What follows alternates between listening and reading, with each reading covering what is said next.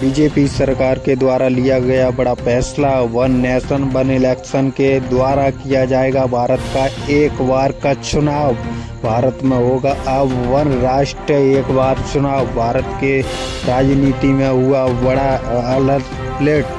अब भारत की राजनीति बहुत ज़्यादा बदल चुकी है। बहुजन समाज पार्टी के द्वारा किया गया इसका समर्थन और इसके द्वारा कांग्रेस के द्वारा किया गया विरोध। बहुजन समाज पार्टी ने किया इसका समर्थन। बहुजन समाज पार्टी के द्वारा कहा गया कि ये आज देश की राजनीति में नया फैसला है। इसके दौरान सरकार इसकी नीति पर चलती है तो ये फैसला सही है, हम इसका समर्थन करते हैं। लेकिन कांग्रेस के द्वारा इसका समर्थन नहीं।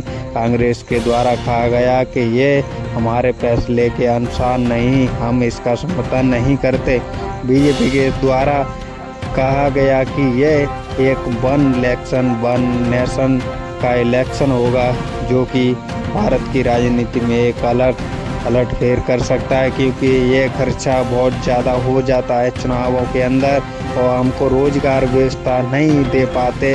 जो भी कोई भी सरकार हो इसकी जो कि व्यवस्था नहीं बना पाती है, इसलिए ये करना उचित समझा। इसलिए बीजेपी सरकार के द्वारा वन नेशन वन इलेक्शन का दावा किया गया और इसका ऐलान भी किया गया। केंद्रीय मंत्री एक देश एक चुनाव पर बनी उच्च स्तरीय कमेटी में सिफारिश को मंजूरी लिया गया है। इसकी सूचना बुधवार को सूचना के प्रसारण मंत्री अश्विनी वैष्णव ने दी। उन्होंने बताया कि प्रधानमंत्री नरेंद्र मोदी के तीसरी बार कार्यकाल 100 दिन पूरे होने के बाद में पहली कमेटी बैठक हुई, उसमें कई फैसले अहम लिए गए। अश्विनी वैष्णव ने कहा कि वन नेशन वन इलेक्शन में जो हाई लेवल की कमेटी बनाई गई थी, इसकी पर सिफारिश आज केंद्रीय मंत्री के द्वारा 1951 से 1967 तक चुनाव एक साथ होते थे। उसके बाद 1999 में लॉ कमीशन ने अपनी रिपोर्ट में सिफारिश की थी देश के चुनाव एक साथ होने चाहिए, जिससे देश का विकास कार्य चलते रहे।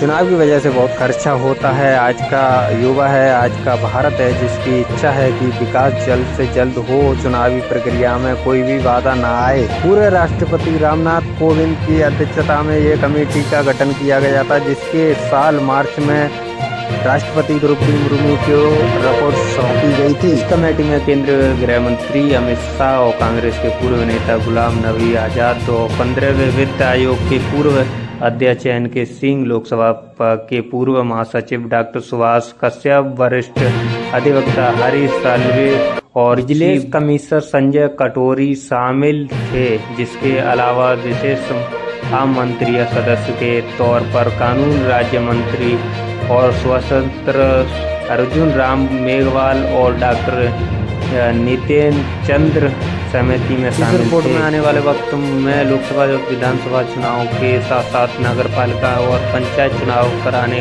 के मुद्दे पर जुड़ी सिफारिश दी गई थी।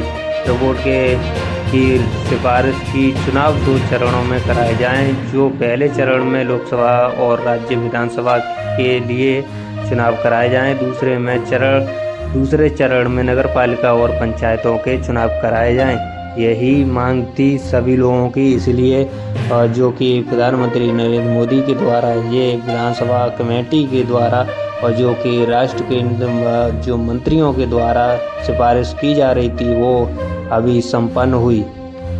आपको वीडियो कैसी लगी? अच्छी लगी हो तो लाइक शेयर कमेंट जरूर करें वीडियो की, और ऐसी वीडियो जो कि केंद्र राज्य और भारत में घटनाएं घटेंगी उसकी हम वीडियो आपको बता सके और हम आपको सूचना दे सके, इसलिए हमारे चैनल को सब्सक्राइब करें।